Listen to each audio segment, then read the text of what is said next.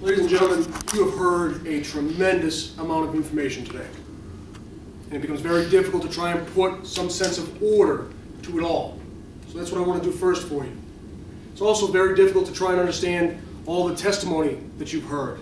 So I want to talk to you about some of the people you heard from. On September 14, 2010, Miller's Fine Jewelers was robbed. You heard from Ms. Wycus that it was the most terrifying event of her life. You also heard what her original description that she provided to Detective Lowry was.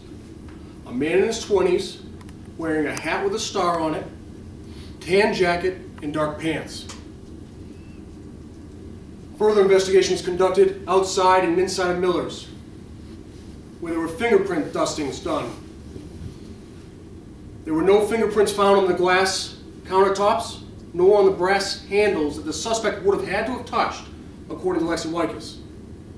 There were 2 fingerprints found in a safe, and 1 on a coin located in Pavilions Plaza. That's it.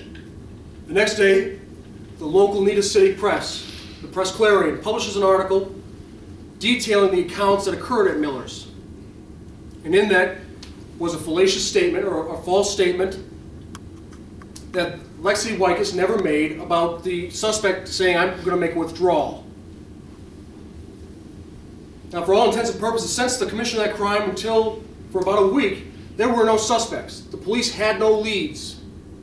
The case had gone cold.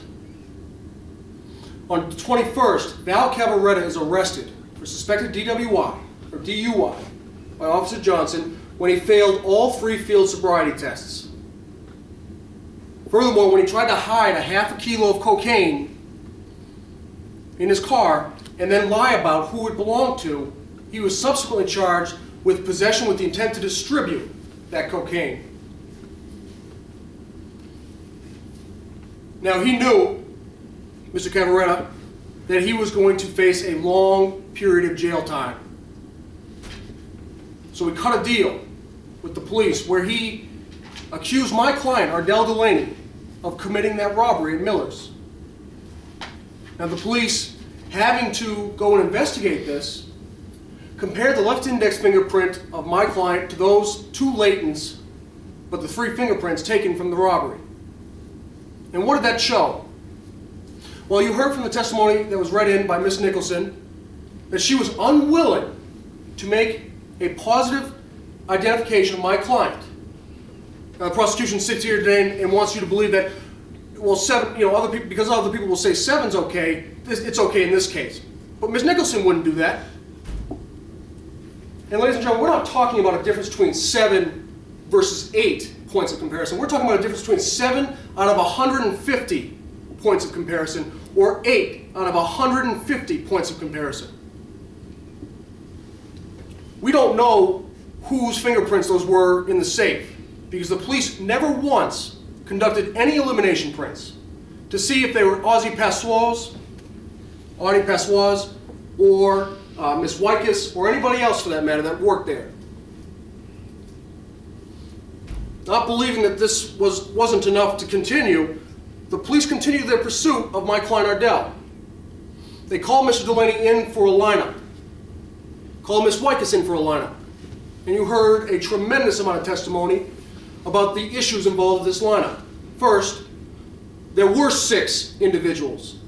There were 6 suspects, and not 5 or 6 by the person who makes the identification. And the problem is these 6 individuals all looked like my client, Ardell Delaney, rather than the description provided by Ms. Wycus, which again was a man in his 20s wearing a hat with a star on it, tan jacket, and dark pants. No, instead they were wearing orange jumpsuits. Furthermore, none of them spoke during this lineup, even though Ms. Wycus admits to being told by the suspect in the robbery to do several things.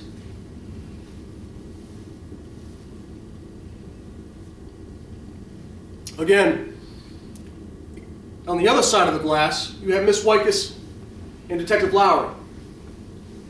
Now, 2 out of the 3, including Mr. Hack, testified today that something was said. The only one to say no was Detective Lowry himself. So even if we take the middle of the road, which was something was said along the lines of hurry up, That made this entire lineup unduly suggestive. And you heard from Dr. Sheffing the result and consequence of that it increases it 100 times the likeliness of a false identification. But yet she does make an identification. And what does she write?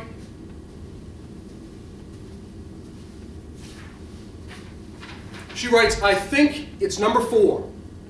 She didn't write, I'm sure, I know, or I'm positive. She wrote, I think. And as you all can see, there is plenty of space for her to write why she thinks it was number 4. Still, the police continue to pursue my client further. And they go back to his home, they arrest him on the suspicion of committing this robbery. So what does my client do in response? Rather than hide behind a lawyer, he provides an immediate alibi, which is substantiated by the testimony of Mr. Pafko. And you heard the prosecution's own questioning. They didn't question whether or not he was there. They questioned about how long he was there. Furthermore, they asked to invade his privacy and to search his home and his car without a warrant. What did my client do? He waived his rights because he had nothing to hide. So they searched his home. They searched his car. And what was found? Well, there was no gun. There was no ammo, no drugs, no cocaine, no drug paraphernalia, no currency, no silver dollars, or anything taken from Miller's Fine Jewelers at that day. What did the police take? Well, they took from a guy who plays for the Houston Astros a Houston Astros hat. There are several teams in the state of Texas alone that have stars as their logos. The Dallas Cowboys, for example. The Dallas Stars, a hockey team. Yet here today, my client sits accused of a crime that he did not commit. And so what does the prosecution rely as substantial enough to prove beyond a reasonable doubt to you that my client committed this crime? Well, he relies on the testimony of 2 people. You heard from 4, but you only got to see 2. You saw Lexi Wycus. Now, Miss Wycus undoubtedly went through an event that was traumatizing, one that each of us hopes to never have to experience for ourselves. We all feel a sense of empathy towards her for that. But ladies and gentlemen, that doesn't change the facts of this case. It's not surprising that Miss Wycus could not have possibly made a positive identification. As she said, she was ordered to face away from him, to face the ground.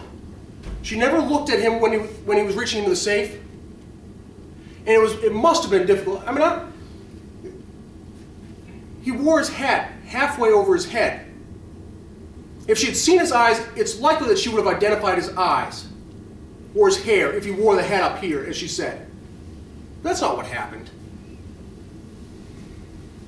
No, that's not surprising either, that she wasn't able to make this identification. What is surprising is her testimony that as time went on, her memory got stronger. That she was so unique, as we all know from common experience, as time gets longer from an event occurring, we forget things. We don't start remembering new details. Evidence of this between evidence of the strengthening of her memory is clearly seen. Take a look at what she said originally versus what she said in her preliminary. A man in his 20s went to being a man in his mid-20s. A man with a hat with a star on it became a Houston Astros hat. Tan jacket, dark pants became striped t-shirt and khakis.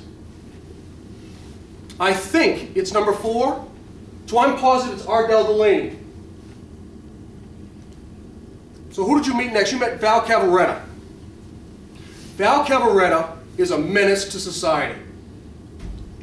He has a rap sheet so long that I'm not legally permitted to talk to you about it.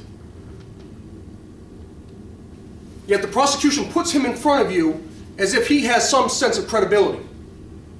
Well, I asked you, what did he say that anybody else in this courtroom had to say? Any other witness offered? Did any other witness talk about my client's drug habits? Did anybody else mention a guy named Duke? And even when he was given the chance to corroborate what he was saying, he refused to do so. And his explanation was, I didn't want to throw a friend of mine, I didn't want to be a snitch, and I didn't want to throw my friend under the bus. Well, ladies and gentlemen, he's willing to send his friend to jail. Mr. Cavaretta knew that he was facing a long jail sentence and knew that the police would cut a deal with him in exchange for some testimony about a case that had gone cold. And that's exactly what the police did. In exchange for 10 years, the police gave him a get-out-of-jail-free card for a man that has more than 10 years worth of trouble with the law. Now ask yourself who you did not hear from in person. Why didn't you hear in person the lead detective, in this case, Detective Lowry, the man who conducted the entire investigation from beginning to now? Ladies and gentlemen, that's because this case is so full of errors in the investigation techniques that it doesn't surprise me at all. There were no recordings of any of the witnesses' statements, no affirmations by the witnesses for the statements recorded, no photograph, no videotape of the lineup. You heard that the lineup itself might have been unduly suggestive. And then Ms. Nicholson. Ms. Nicholson says to you, 7 points of comparison is not sufficient for a match. Yet the prosecution's basing their entire part of this case on this identification match on experts that never appeared before you. Where are they? Couldn't they have called someone?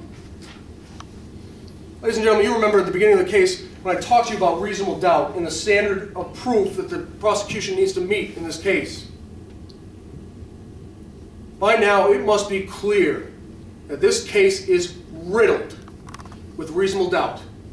Therefore, when you go back to the jury room and you reflect upon all the areas of this case that have reasonable doubt, we hope that you'll come back and write in for my client, Delaney, is not guilty. Thank you.